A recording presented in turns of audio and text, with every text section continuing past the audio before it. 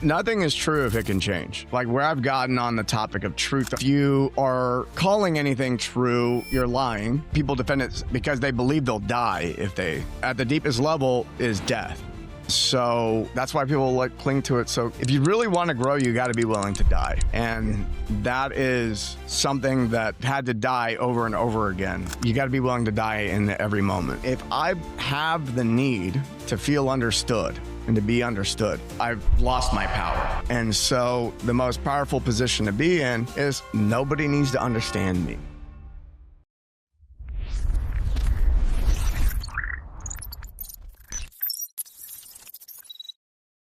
But when it comes to my AI stack that I'm approaching is I'm looking at Gemini, Claude, and Manus for the overall approach. I think Gemini will be great for really just, I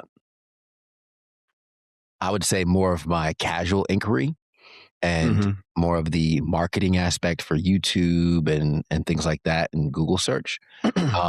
Claude will be helpful for writing and also humanizing some of the research that I find through Manus. I'm leaning towards Manus for wide research when I do my audits and after my interviews and ingesting all the data I gather from companies, utilizing Manus to really do the wide, deep research and then humanize that and bring it into plain English with Claude. Yeah. And then back to Manus to produce the slides, the presentation, and all that. It's gonna be fun. Yeah, I've been using Manus in some very interesting ways, which I'll be posting in the community soon in full stack because it's I think if I just at the end of every day posted how I used AI that day in that group, it would be incredible value. Yeah. Well, something that you said, like our last podcast, like knowing but not doing, sometimes it's having it modeled for you. Honestly, you've been that for me in terms of you shared the gift in the school community. Like, here you go, because the masterclass, you're like, hey, I showed you this in the masterclass. It's already old news. Here's the latest. I mean, even that probably needs to be updated as well. But my transition into, paying attention to this, getting my feet wet, the familiarity has only grown because I've seen you build that. I've seen you get knee deep into it. Now you're probably up to your neck.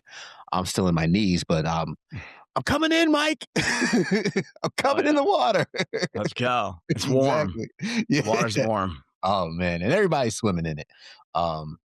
But to jump into today's podcast, right, we're talking about the approach with AI, and for people who haven't jumped in and fully embraced it yet, we went through the difference between knowing and not doing, and how some folks don't have that agency or the belief within self to, in fact, do that. And then this was also another podcast. We went deep, 20,000 Leagues Under the Sea. Jacques Cousteau doing his thing again, saying like, we need to go back into understanding how these beliefs were implanted even before we had language for them, right? Because as babies and as toddlers, we don't necessarily have the language to describe how we feel.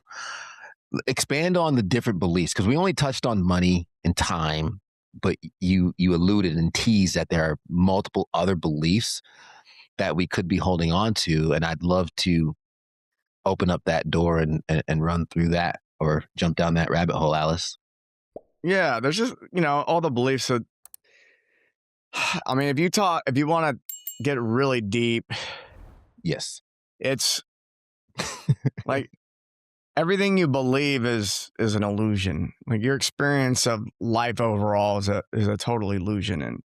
And I think that's a bit cliche, but the stories, like I have to remind myself of this all the time. Like we're all experiencing this reality very differently from each other. We have some shared beliefs that allow certain things to operate. We have some shared beliefs that, a dollar has value. And so I'm able to take that and exchange that for goods and services. But, like we believe that there's countries, there's a nation state, there's a difference between you and me. These are all really deep-seated beliefs that, are something that is, I don't know if we're going to be able to start the podcast here, but it's, it reminds me of, I'm like getting like way into, because when you start getting into this territory, when you get deep enough, everything becomes reality stops being so rigid and becomes very fluid. mm-hmm. And there's just been moments where, like, for example, I went through this process, and in this process, I realized the idea of a spectrum was a mental framework to try to make sense of reality, and that the idea of a spectrum is not even true in itself. Yeah. And yet we place people and we place things on the spectrum, but there's no such thing as a spectrum. But it's something that we're constantly referencing in school and in science and all these things. And it's something that we just take so for granted. It's just like, well, no one ever considers that maybe the spectrum isn't true. The concept of it's a mental model. Yeah. All mental models are just a model of reality that will help you navigate reality, but it's not reality in itself. And people get confused and are confused, and they think that their models are reality, and so that their thoughts are reality, and that most people aren't experiencing the present moment because they're filtering it through these mental models, and they're labeling everything in their reality, and they're being present with the label of what's happening and their thoughts about it versus what's actually there. And so when people start getting in disagreements about something, I become very uninterested. You're not going to find me in a debate because I was like, yeah, the debate doesn't matter. Yeah. I need to get to that point. I know some people, like, I run with, and, they're like, oh yeah, I got in a debate about this. I'm like, why are you debating? It's not who cares? Like, really, you're just saying my idea is better than yours, but none of it is really accurate. Debating over something that happened historically. Like, yeah, maybe. Like one person's recount about it. Yeah, well, and why does that matter right now? And it's usually because, well, someone else wants to control this or that. I'm like, if everyone just comes into the knowledge of their own sovereignty, debates become unnecessary. It reminds me of, and I alluded to it before we hit record, of Naval Noah Harari. Have you ever read his books, Sapiens, Homo Deus? I don't. Sapiens I read a long time ago. Yeah. Sapiens I was one page in and I had to buy it for my dad. It was one of the most gangster intros I've ever read in a book. But I'm not sure if it's in his first book or his second book, Homo Deus. He does speak about, honestly, he talks about AI and machine learning, and his prediction in that book is we will merge with AI, not combat machines. But he did talk about 3 truths, and he said there's objective truths, there's subjective truths, and intersubjective truths. The objective truths is what is true, right? Like science, or what could be proven, and what is in fact as we know it, right? We could say as we know it. And then subjective truth is pretty much what we're talking about, is like, this is my truth. This is what I believe from my perspective. And it's like, okay, you might believe you're this, but unless everybody else validates it, that's just your subjective truth. And then he said there's intersubjective truths, where we agree on the truth or on the value of something, like the dollar, political lines, right? The fans of a team, they will all agree to the subjective truths that this is my team, or many would agree to the intersubjective truth that Tom Brady is the GOAT. But these are just truths that we all agree on. And what he points out in the book is like, those can change. And he uses example in history of where, I forgot what country it was, but they did away with a certain level of their currency. And for everybody who had X amount of dollars in their mattress, like cut in half, just like that. Totally. They no longer acknowledge the $20 bill in that country. So now you're broke because that is no longer true. But that's how delicate these beliefs actually are. But well, I would say nothing is true if it can change. Ooh. And so I don't remember that part of the book, but I do, like, where I've gotten on the topic of truth overall is very little. You're not going to be able to point to anything outside of yourself and call it true. And if you are calling anything true, you're lying. And that's why when I work with clients, there is no my truth. I'll ask you for your perspective, but pay attention when people say my truth. You're going to find a very charged individual who is got their identity wrapped up in their perspective so strongly that they're willing to call it truth in order to try to convince people that they should accept them as a human being. And they've wrapped up their perspective as who they are. And that is a great way to stunt your emotional and your spiritual growth.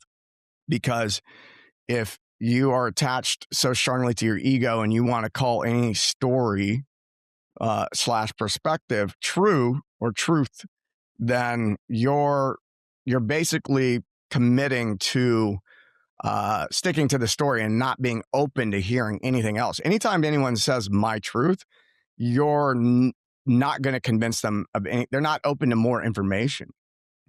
They basically said, I'm not listening anymore. When they say my truth, they say, I'm not listening anymore. I want you to listen to me. Rarely do I hear, I don't know if I ever have heard anyone get into a conversation when they start using my truth and then there's real listening that follows. Yeah. Yeah. It's them putting the stake in the ground, like, you shall not pass. I'm not moving. Yeah. And this is where I'm standing. The identity piece is so important, though, because when you realize how delicate these beliefs are, it makes sense as to why they're being protected so fiercely, right? It's like the box that says fragile, handle with care. And I forgot where I read, it said when you are debating somebody, which is funny because we're talking about, the uselessness of a debate, but they say, it's important to be delicate because when changing one's beliefs, you are dismantling their whole entire worldview. It's why, for example, when we discover, I think worldview is a really nice way to put it. You're dismantling their world, their identity, who they believe themselves to be, and what they believe about the world, and that people defend it because they believe they'll die if they. Yeah. That at the deepest level is death. Mm-hmm. And so that's why people cling to it. So if you really want to grow, you got to be willing to die. And that is something that I've had to die over and over again and become more comfortable with that thing that happens. And most people are only going to experience that once or twice in their entire life. Mm-hmm. And you got to be willing to die in every moment. It's very liberating at the same time. Like there's things I've held on to, identities I white knuckled. And it's hard to white knuckle as a black man. I'm just saying. You got to squeeze extra hard. Exactly. Like that's how hard I was holding on to some of these identities. I actually pink knuckle, like yeah. Go way past white. But I held on to them so hard. But when I let them go and to look back and be like, oh, that's no longer me, it's so freeing. It's just like, oh my gosh, like, thank God I was able to let that go because of the peace you find on the other side, or like you mentioned, the growth you find on the other side. I no longer need what I thought I needed. And that, I think, is an approach for anybody who's listening. It's a small belief, just a little belief. Try dismantling a small belief to gain some momentum, right? Because we're about to go through the different beliefs, but I love that this conversation started here. I actually think we can start the podcast here, because if the audience does not understand that these beliefs can be let go of, can be killed off, and they'll be okay, then everything else that we say here is just going to be speaking to the I will not stand crowd, right? So starting there of like the little beliefs to change, one of which, like, again, I used to crush it on the dance floor. I would go out. I was a night owl. I'm at the bar at 11 p.m. I'm there till the lights turn on. Like, sure, it's cool when the bouncers and the bartenders know your name, but it's also kind of like sad, bro, because you're there so much and you're there so long and you're helping them clean up afterwards because they're like your people. But no knock at that. I did great at that, but now I know I can. I was in Nashville.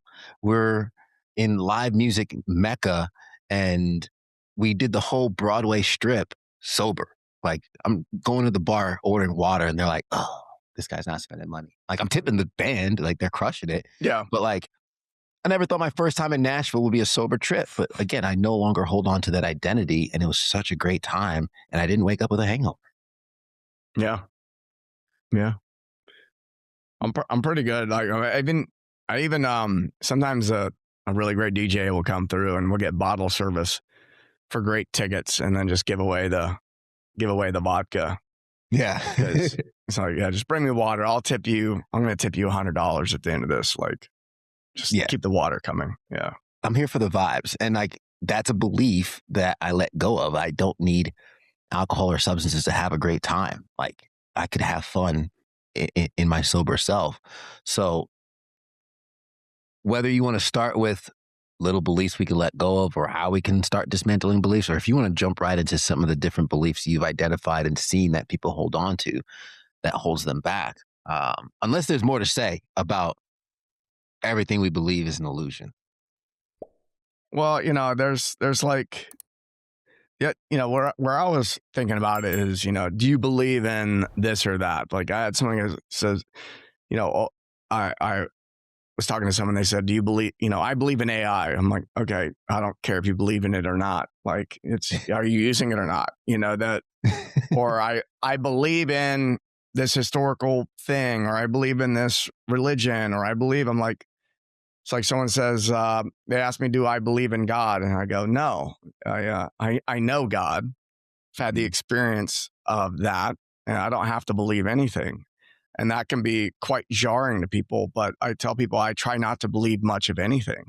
That's one of the things that I've invited myself into is really loosening up my grip around beliefs. Do I have beliefs? Absolutely. I'm not an enlightened being, but you're not going to hear that come out of my mouth very often. If I do say believe, I am consciously choosing that word. And I am reminding myself when it's coming out of my mouth that this is really just a belief. There's not a lot of hard evidence here. And I'm open to it changing. And so I think that just first off, monitoring our own language around the word belief, and then also listening to how other people use it. And, I believe in this politician, or I believe whatever. And I go, great, you have bought into a story. And for most people, if you're believing something, you're likely have given your power to something outside of yourself that it probably is not true. And again, like, I define truth as something that only you can validate for yourself in the present moment. Everything else is a story. And so I keep that in mind as I move through the world, and it makes things very entertaining. People have all sorts of opinions about things. And I go, if you don't believe much, your opinions don't really hold much weight either. Yeah. And I'll say, I have an opinion on this, but like, I'm not going to try to convince you to adopt my opinion at all. I find it to be useful. I hold this opinion. I tend to lean into it. Things work out. If it stops working for me, I'm ready to move along. And so that's kind of my approach. So when we get into other beliefs, I like having that as a setup because we can invite people into loosening up their grip a little bit. And it doesn't mean that you have to, if you loosen up your grip on the idea of beliefs to this degree, I think some people they go, well, I have this sacred cow. And, if I sacrifice this sacred cow, then that's going to make me a bad person. If I sacrifice my beliefs in some way, something bad is going to happen. And so that's a belief. That's an underlying belief that goes back to, you got to be willing to die. In order to give up a belief, then I have to give up what I believe, how I perceive myself as a human being. And it gets real rocky. I've been in some, relationships, where I would say it's probably hard for most people to be close to me. My ex-wife, for one, there were moments where like I was so not bought into everything, the crowd, that she had questioned, whether, like what's real. And I go, whatever you want it to be.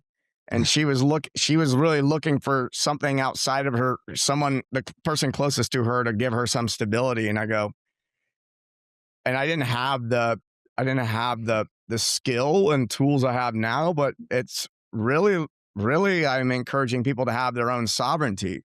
If you're looking to me if you're looking for anybody outside of yourself to give you comfort or to give you stability, that means you don't have yourself.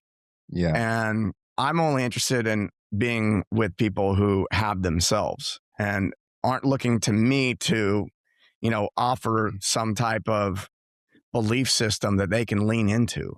Yeah. I didn't mean to laugh so hard there or visually laugh so hard at that example. I feel bad because the visual I have is, this is someone who's like, Mike, I'm falling, catch me. And you're like,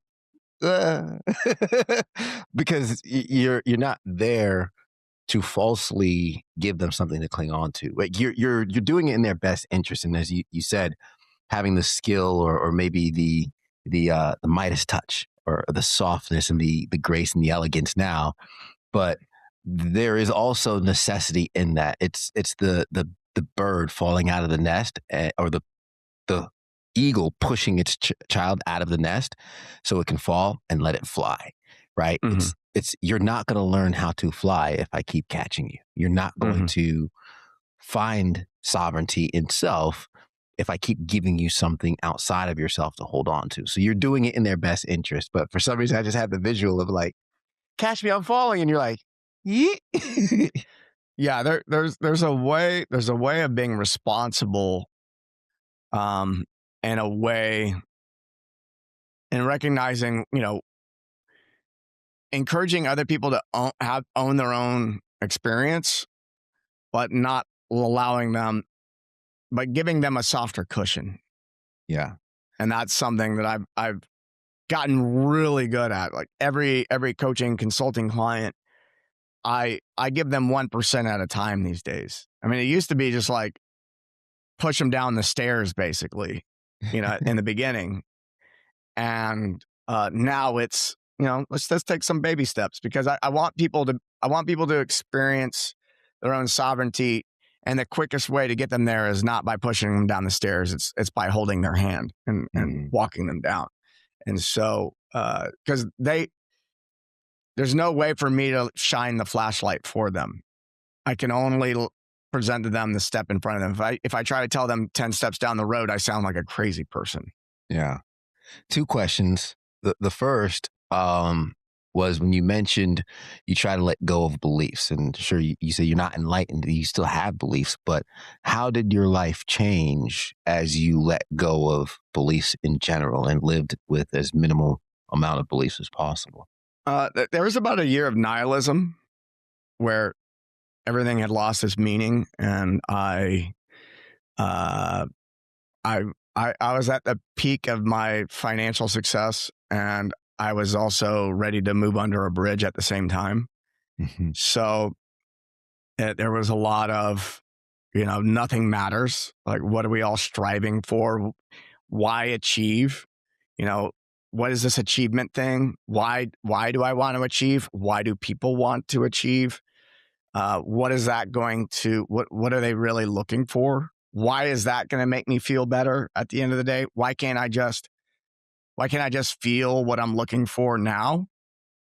Because that's what I'm actually chasing. I'm only chasing a feeling. And so I can just choose how I feel right now. That seems a lot simpler.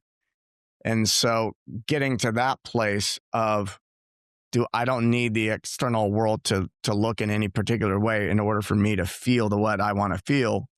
And then also watching some things crumble as a result of that. Mm.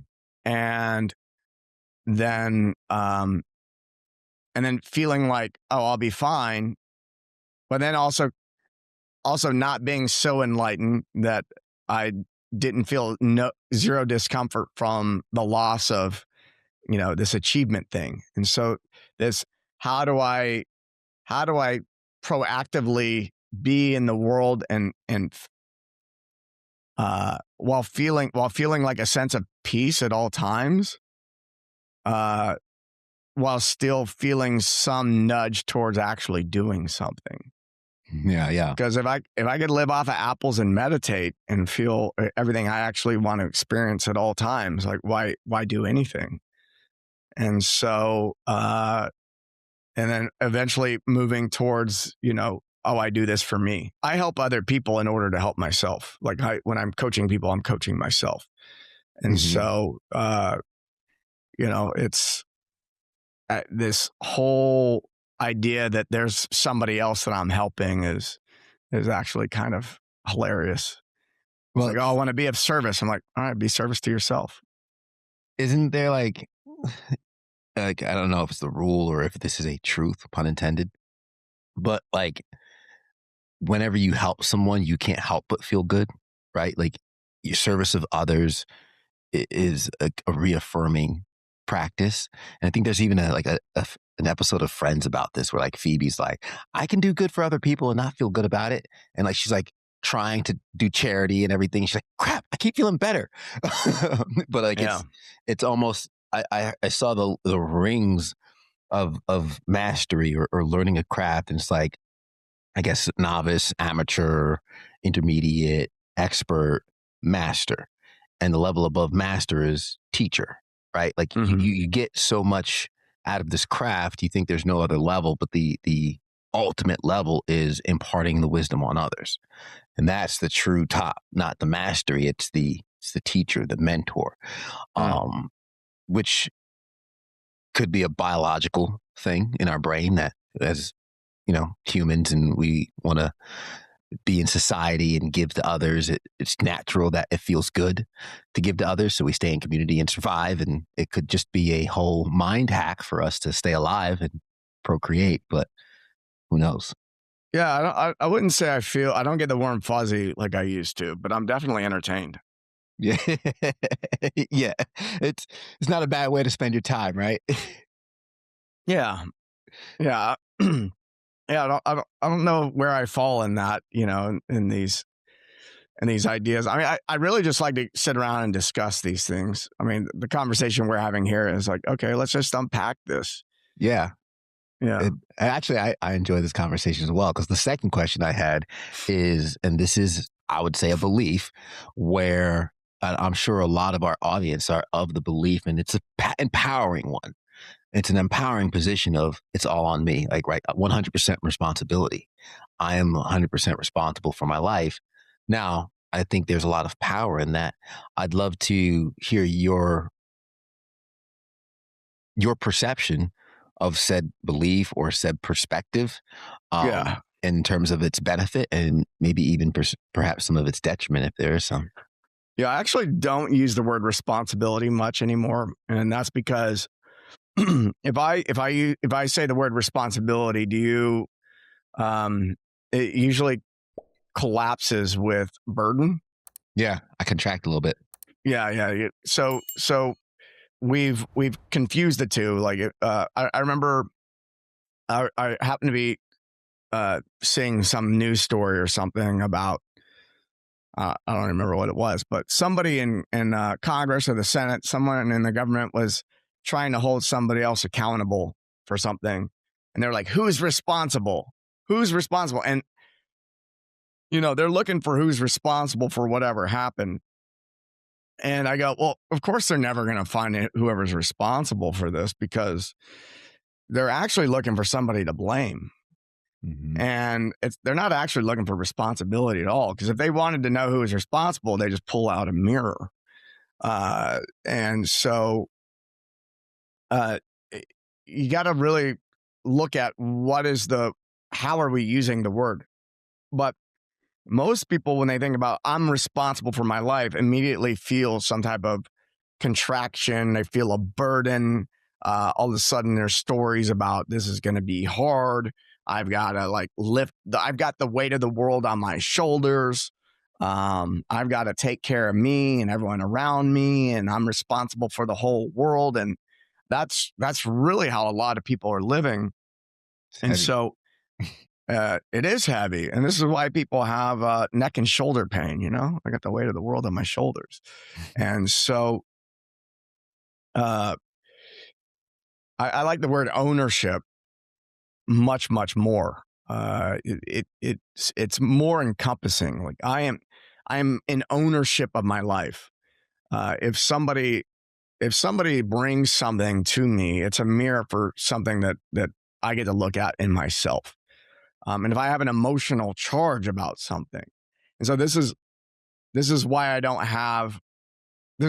find things to be more entertaining than having an emotional charge, is because over the last several years, one of my practices is anytime I get emotional charge about something, I immediately recognize it really has nothing to do with what's going on outside of me. And there's something inside of me that's generating this reality. Like I own my reality. And so the problem with most people trying to take responsibility or ownership even of their reality is they go, oh, I'm responsible for this. And then they start working on the external reality in order to fix quote unquote problem. When what you really need to do is take your attention and then turn it internally and go, why am I getting an emotional charge about this, and getting really curious about it. And that you've done the work when the charge totally dissipates. And what you'll find is when you get to the place where you no longer have a charge on a topic or with a person about a specific thing, the disagreement also just vanishes. So, I was in a relationship where this other person would get angry, and their anger would make me angry. Like, because they're getting angry, I'm getting pissed. All right. And so you got two people who are just pissed. So one person's getting angry about the outside circumstances aren't matching their desire. And then I'm getting angry because they're angry. And at some point I go, oh, I see what's happening here. I'm joining this person in their anger, and I'm fueling this thing. There's absolutely no reason for me to be angry at all. And so I made the conscious choice to no longer join this person in anger. And in fact, I make the conscious choice to join nobody in their anger. I don't join people in their sadness. I don't join people in whatever emotion they're experiencing. I can be. Now the trick is, most people will hear this and go, okay, I'm going to give that a shot. And what they end up doing is they close off their presence to somebody. So in this example, the the thing that would most people would try is, well, I'm just going to stop being present with this person. I'm going to leave the space. I can't be in the same room with this person. I'm either I'm going to become numb. I'm no longer going to feel anything in an attempt to stay calm. A lot of men do this in relationships with their wives or girlfriends or whatever. Yeah. They become emotionally numb, and then the woman feels as if she's been left. Then the wound of abandonment appears, right? And so the key is to in order to have full ownership is to stay present in my own feeling world and being present with this other person, and that allowing them to have whatever emotional experience they want to have and behavior that accompanies that without being drawn into it. And then if I can maintain my peace in the midst of all that, what's the result? What do you think the result is? Someone else is getting really angry. I'm in a relationship with someone. They're getting really pissed at me, or they're getting pissed about a situation. And I'm remaining peaceful. Maybe I'm still experiencing joy, happiness, connection. What's going to happen for that person? They're going to go into a loop until they realize like this is not going anywhere. And either the emotion dissipates or they end up meeting you where you're at. You almost work as like, I imagine you work as a regulator for that person. Yeah, in a way. There's so if I join the person in their emotional state, it's a codependence, right? Mm-hmm. And so if I hold my sovereignty and I meet that person and I connect and I'm present with that person, you're right. They either will separate themselves because they can't. It is such a it'll be incredibly confusing for that person in the beginning. If it's somebody who you're close with, and then you all of a sudden go, you know what? I'm no longer joining this person in anger, and then they may, like, quote unquote, spin out. And because what'll happen is they'll actually, because this is such a strange thing, and they probably have never experienced this with anybody before, because everybody is sympathetic. Everyone's wanting to join each other. They think they're doing someone else a favor by, like, people complain about somebody else and like, yeah, you should feel like it's okay. I'm going to validate your feelings. Like, whoa. That's not being a good friend. It may feel good in the moment, but it is such a normal thing in our culture and our society to join people in what they're feeling, that when you don't do it, and then they'll separate, and what ends up happening is they abandon themselves. No. And so over time, if you can remain present with that person, they'll eventually come around and realize their own sovereignty.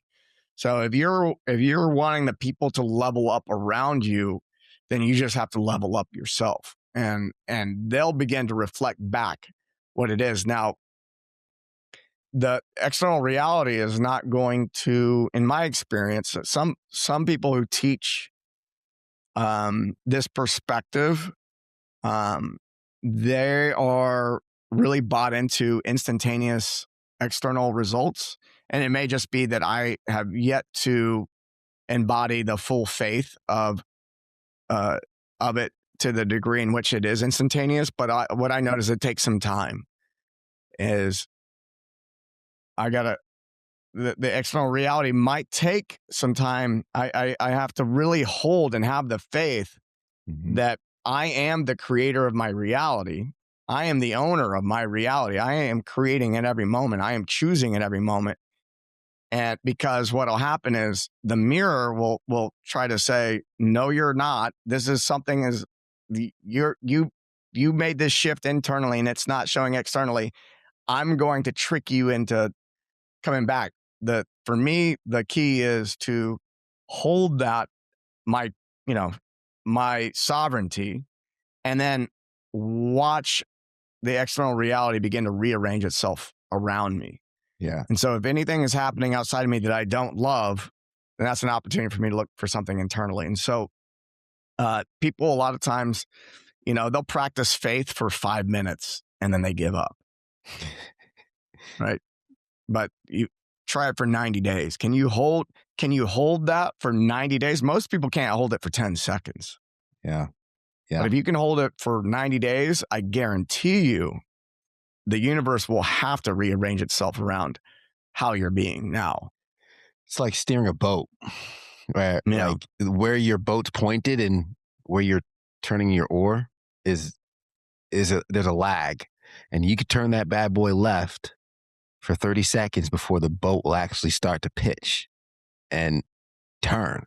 And you have to steer ahead of where you actually are. And the current trajectory of the boat is not indicative of where the boat's actually going to go, much like our lives. I'm glad that you said sympathize too, because I was looking it up really quick because I get these mixed up a lot, the empathize versus sympathize. Yeah. I could empathize. I don't have to sympathize, right? I could, and even that might be a step further than where you're explaining, but I could relate and I could understand what you're feeling right now, but I don't have to feel it as well.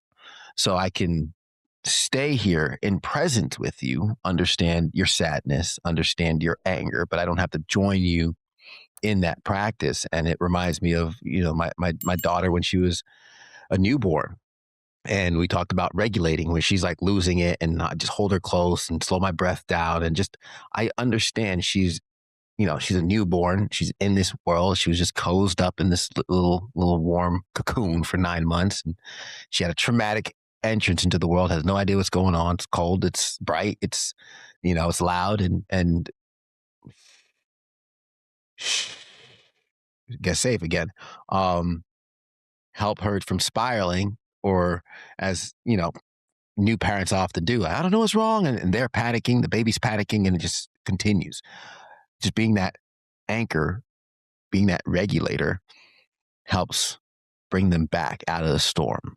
And then even like you mentioned, I hold my daughter when she was a newborn. It didn't happen in 2 seconds. It didn't happen in a minute. But like you go in the dark room, you close the door, and maybe about 5 minutes later, she'll settle down. But holding it long enough for that to regulate. Well, you said something interesting, because that's another belief that people have.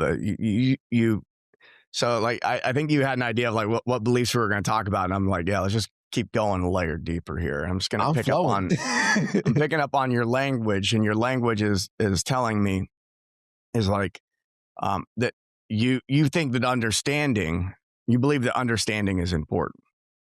Yes. Right? To understand somebody else is important, right? That's a belief. Yeah. And so usually if someone believes that understanding others is important, they actually mean it's important to me for me to feel understood and to be understood by others. Hey man, stop analyzing me, Mike. So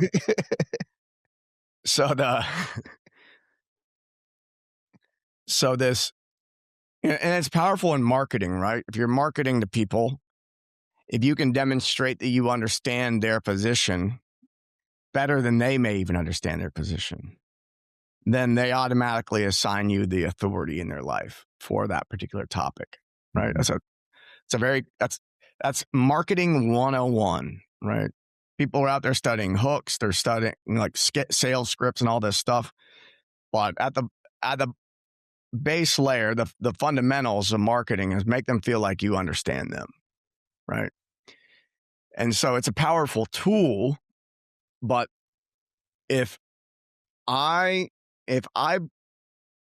have the need to feel understood and to be understood, then I've lost my power. And so the most powerful position to be in is nobody needs to understand me. I don't need anyone outside of myself to validate my experience. I'll use the word validation. If I don't need anyone to understand, now I can't get embarrassed. But the embarrassment thing. I'm not like, again, these are things that this is part of my practice of noticing where I'm desiring to feel understood. And if you have the desire to feel understood, then walking into a room with people you perceive to be wealthy or more powerful than you or whatever it is. You ever walk into a room full of alphas and kind of feel small. Yeah. Yeah. It's if you're someone who doesn't feel the need to be understood by anybody and you're totally cool with that. Now, the idea of that for most people is like, I would be really lonely if nobody understood me. Right. Mm-hmm. And so what I play around with is it is actually impossible for anyone to understand me. So to set the expectation is that I am going to be understood by somebody is I'm setting myself up for a world of suffering. And if I give up this need to feel understood and to be understood, that is freedom. I have ultimate freedom. Now I can walk into a room full of alphas and which, I mean, look, I live in Austin, Texas. I run into, there's a lot of alpha bros out there. All right. Mm-hmm. And what used to be intimidating to me just isn't intimidating anymore. And it isn't because I've had my own levels of achievement that I can then compare against their levels of achievement. I literally don't care if they understand where I'm coming from. And I really don't try to understand them too much. I may be curious about them. I'm very curious about a lot of people. I'm very curious about, where they come from and why they think like they think. And it's really fascinating. It's, what creates somebody who becomes a murderer versus someone who becomes a CEO who's changing the world with new technology and helping people. Like, what is that? That's fascinating to me. But I'm not doing it to try to feel more connected to them. It's more of like, yeah, I'll understand them better. But it's not there's no agenda to get anywhere. And when you have an agenda to get somewhere, that's when that friction shows up. And like, oh, I went to that mastermind and, I felt small and I didn't get to talk to the guy I was wanting to talk to because I got nervous. If you give all that up, then, the likelihood of you talking to the guy that was going to make you nervous goes up. But again, you can't go trying to let go of understanding and being connected and all this stuff for the purpose of getting connection to certain people would be an agenda. And then you in itself lose it. It's a very, you really have to be willing to do it for yourself and have no expectations about where it's going to take you in life. Yeah. And I would say you hit the nail on the head with that belief. And it's something I've slowly been unraveling because it's the personality that I fall into in terms of the Myers-Briggs category was ENTP, and they call it the visionary or the debater. And I noticed that about myself I'll debate things and I won't even agree with the stance. I'm just like, well, have you considered it this way? And you're the devil's advocate. Exactly. And you just want to throw in an opposition just to see what happens. Yeah. And I'm like, hey, let's play this mental game of like, let's see what happens if we steel man the other side. But I've also noticed where I would get validation in self from a perspective or an opinion that I've held. And I get into a debate with somebody and it has me second guessing myself. And then I got to go look it up and then I get validated and I have to go back to that person and like, see. And what I'm really proud of myself for is in recent years, it first started with, okay, I'm second guessing myself. I go up, I look it up and I'm like, okay, I was right, but I don't even need to show that person. Like the fact that I just looked it up and I was like, okay, I'm secured in that is good enough. And then even to the point more recently where I'm like, I don't even need to look it up. Like I don't, it is what it is at that point. Now I still have a long way to go because the understanding piece is very, has its roots deep and it's a death of 1,000 cuts in that regard. But I have acknowledged that and you called it out perfectly of those are little things, the people pleasing side that I'm doing away with. It's the validating side doing away with because of the underlining belief that being understood validates me enough to fully live out the life that I'm wanting to live, where it's no one's stopping me. It's all about Ted and the approach there and moving forward. Yeah, I validate me. Yeah. That's it. I love me. I validate me. I am with me. I am here with me. You know what I love? Snoop Dogg. You ever see his Hollywood star acceptance speech? I don't think so. It's great if you ever want to watch it, but he goes about like, you know, he accepts his Hollywood star on the block and he's talking about, you know, thanks to death row and this, the other thing. And he's like, and last but not least, I'd like to thank me. Oh yeah. I've heard that clipped into so many tracks. Correct. But it's just so true. I think your mic got a little quiet. I don't know what happened. Check. How we sound now. Yeah. Just a little quiet for some reason. But it's just a great clip of like, I'd like to thank me for all the work I put in, for enduring, for being resilient, for getting here. Like, good job, Snoop Dogg. Yeah. You can only have that resolve, right? Yeah. I think it's really good to acknowledge, you know, the shoulders of the giants that we stand on for sure. But also, you know, it is what we make of ourselves is up to us. I really don't feel like we should go any farther than that, man. That's a beautiful mic drop spot for the end of the podcast. How do you feel? I feel good. This time went quickly today. Yeah, it really did. I enjoyed the convo, man. I think we have a lot more to go from this, and this whole theory and this whole topic of beliefs is quite the thread to pull on, isn't it? Yeah, I see it as the ultimate perspective. You know, I'm on the lookout for what's the ultimate perspective here, and that is 100% ownership of my reality. You know, if sometimes people will go, well, what about situations where someone really is the victim of something? I go, it's not empowering. You know, you can live in that reality, or you can choose the perspective of ownership. And in the perspective of ownership, is the only place in which you can make a real change. Mm-hmm. There's not a more powerful perspective. And to try to say anything else is just to make someone feel good. That's it. There's a great clip. I've had him on my podcast before, Dr. DeMartini. He's on Aubrey Marcus's podcast. I don't know if you saw the clips. And I saw some write-ups about it, but it gets dicey. But Dr. DeMartini is of that stance, and I'll let the audience go look it up, and they can decide for themselves what they believe. Yeah. It's an interesting. Yeah, I'll have to. You know, it sounded like there was some like good versus evil type of conversation going on, and I think there's some nuance there worth discussing. Maybe I should check it out. Let me know if you'd like to jam about it. It's a very delicate topic, so we'll have to map it out for the audience. So we'll leave you guys with that little teaser for a potential conversation that's coming up. But other than that, Mike, I feel complete with this stack, brother. Right on. Me too.